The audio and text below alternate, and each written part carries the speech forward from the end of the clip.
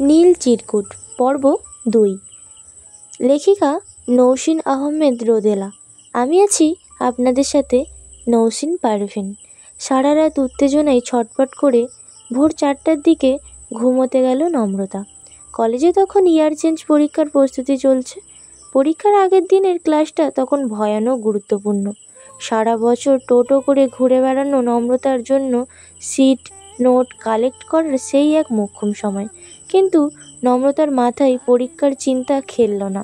পরীক্ষার প্রতি সেন্সিটিভ নম্রতা গ্রীষ্মের ঝুম বৃষ্টি মাথায় করে কলেজে গেল ঠিক, কিন্তু ২ মিনিটেও টিকল না। ক্লাসরুমের পেছন দরজা দিয়ে নীরাকে টেনে হিঁচড়ে বের করে আনলো। বৃষ্টিতে আধ ভেজা হয়ে ৯টার দিকে শাহবাগ গ্রন্থাগারে গিয়ে পৌঁছালো তারা। গ্রন্থাগার তখন মাত্রই খুলেছে। নম্রতা উত্তেজনায় নিয়ে ২য় তলায় দিকে ছুট লাগালো। নীরা অত্যন্ত বিরক্ত হয়ে বলল, এতদিন আমার শুধু সন্দেহ ছিল, আজ প্রমাণ হয়ে গেল যে তুই মারাত্মক পাগল। কাল বিকেলে মাত্র চিঠি লিখলি, আজই উত্তর পেয়ে যাবি? তোর কি ধারণা মানুষ তোর চিঠির জন্য হাহুতাশ করে মরে যাচ্ছে? নীরার কথায় নম্রতার উৎসাহ খানিক মিইয়ে গেল। দীর্ঘশ্বাস ফেলে কপাল থেকে বৃষ্টির পানি ঝাড়ল। কম্পিত হাতে ফিলোসফির বইটা উঠিয়ে কিছুক্ষণ থম মেরে দাঁড়িয়ে রইল। নীরা তাড়া দিয়ে বলল, কী রে, দেখ জলদি, এসেছে তোর চিঠি? নম্রতা চাপ উত্তেজনা নিয়ে বলল, যদি না থাকে? যদি নয়, সত্যিই থাকবে না।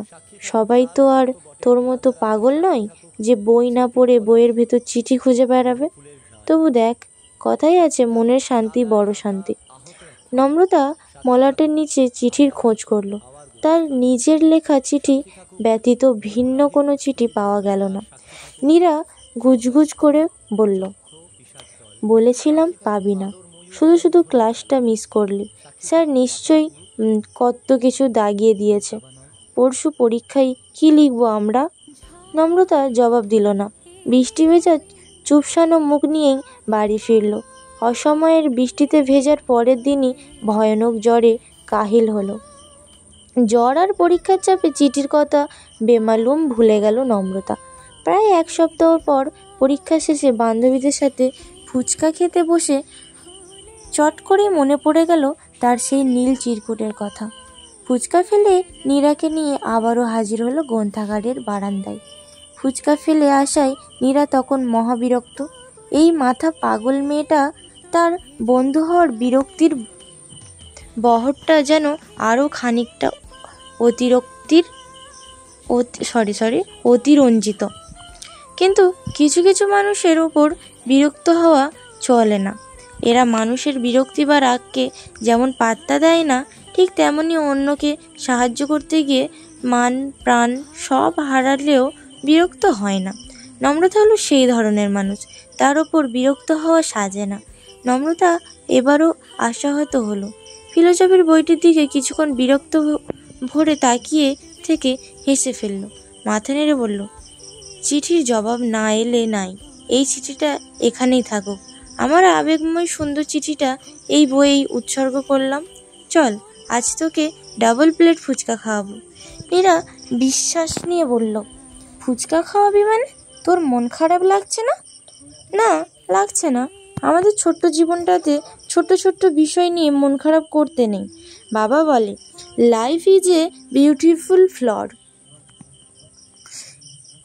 We should feel its fragrance.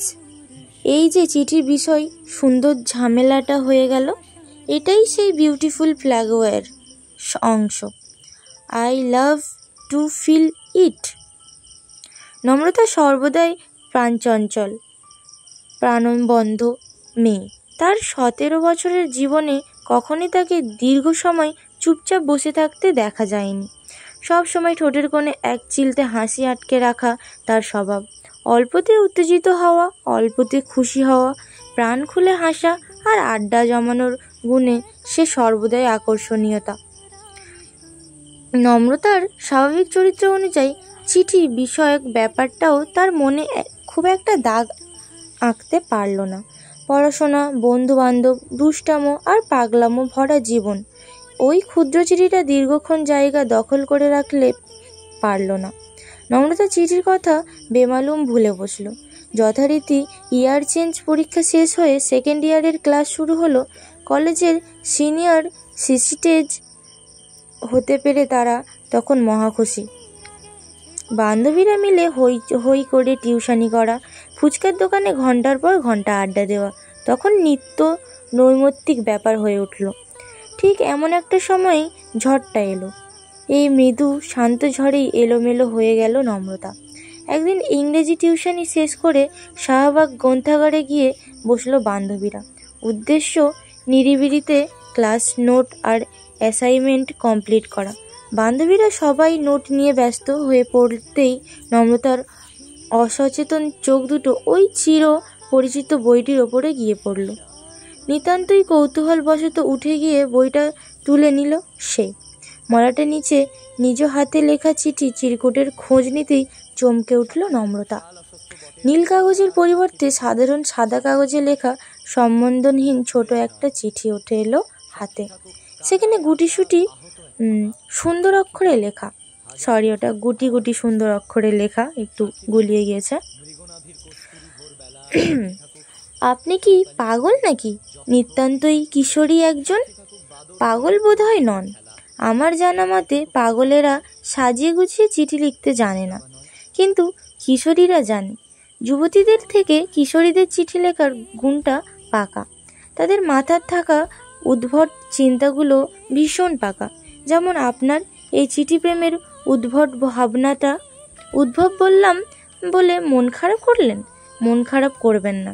এই ভাবনাটা সত্যিই উদ্ভট, বই অন্য কিছু নয়। আজকের যুগে এসে এভাবে বন্ধুত্ব বা প্রেম করার সাহস কারোর হবে বলে মনে হয় না। হয়তো মাথাতেও আনবে না। তবে মাঝে মাঝে উদ্ভট কিছু করতে খারাপ লাগে না, যেমনটা আমি করছি। আপনার এই উদ্ভট চিঠির উদ্ভট জবাব দিচ্ছি।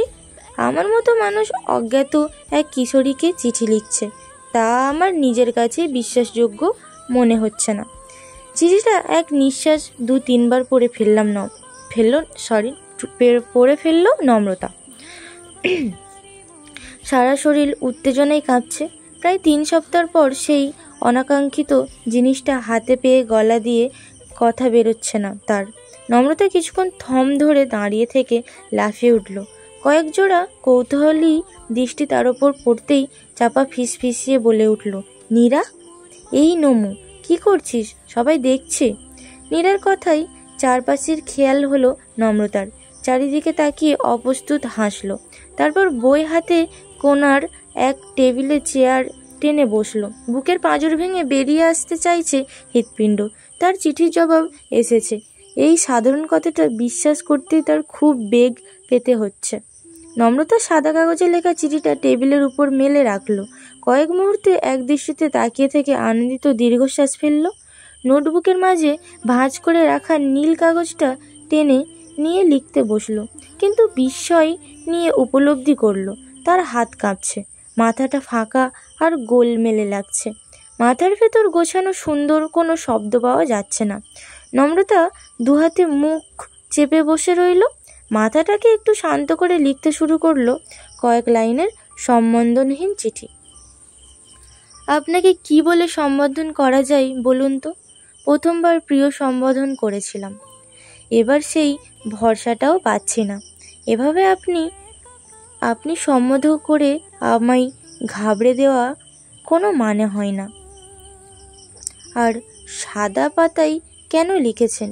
নীল চিরকুট কি কখনো সাদা পাতায় লেখা যায়? নীল চিরকুট সবসময় নীল কাগজেই লিখতে হয়, এটাই নিয়ম। আর নিচে ইতি অতি কিছুই তো লেখেননি। একটা চিঠিতে এত ভুল করা মানুষটি কিনা আমায় কিশোরী মেয়ের উদ্ভট চিন্তাভাবনার কারখানা বলে তুচ্ছ-তাচ্ছিল্য করে, এ তো ভারী অন্যায়। ইতি শ্যামলতা। লেখা শেষে 2বার পড়ে নিয়ে চিঠিটা মলাটের ভাঁজে রেখে নিল নম্রতা। আর সাদা কাগজের লেখা চিঠিটা খুব যত্ন করে নিজের কাছে রেখে দিল। বাসায় এসে চিঠিটাকে ডায়েরির পাতায় আঠা দিয়ে লাগালো। চিঠির কোণায় 2টো লাল গোলাপের পাপড়ি লাগিয়ে তাতে লিখল শ্যামলতা ও সে। তারপর থেকে শুরু হলো নতুন চিঠির অপেক্ষা। কিন্তু অপেক্ষাময় দিনগুলো যেন আর কাটে না। কলেজে শেষে রোজ একবার গ্রন্থাগারে খোঁজ নেওয়ার পরও চিঠির সন্ধান মেলে না। অপেক্ষা করতে করতে নম্রতা যখন ক্লান্ত হয়ে পড়ল, ঠিক তখনই দ্বিতীয় চিঠিটা এলো। নম্রতাকে দুটো সপ্তাহ অপেক্ষা করিয়ে সাদা কাগজের মাঝে গুটিসুটি অক্ষরে 2 লাইনের একটা চিঠি লিখল। অপরিচিত সেই সে। সত্যি এ তো ভারী অন্যায়, কিন্তু আমার যে নীল রঙা কাগজ নেই। এখন উপায়, আমাকে কি তবে চিঠি লেখা থেকে বহিষ্কৃত করা হবে? সেই 2 লাইনের চিঠি অসংখ্যবার পড়ল নম্রতা। প্রথম দিকটাই বিরক্ত হলো, পর মুহূর্তে বেশ লাগলো। এই চিঠির জন্য অপেক্ষামান অনুভূতিই তো চাইছিল সে। এখন সেই অনাকাঙ্ক্ষিত অনুভূতির জন্য নিশ্চয়ই বিরক্ত হওয়া চলে না। নম্রতা অনেক ভেবেচিন্তে লিখল। এই পর্যন্তই ছিল নীল চিরকুট পর্ব 2। পরবর্তী পর্বগুলো খুবই দ্রুত আসবে। শোনার জন্য চ্যানেলেই চোখ রাখুন। সবাই ভালো থাকবেন এবং সুস্থ থাকবেন।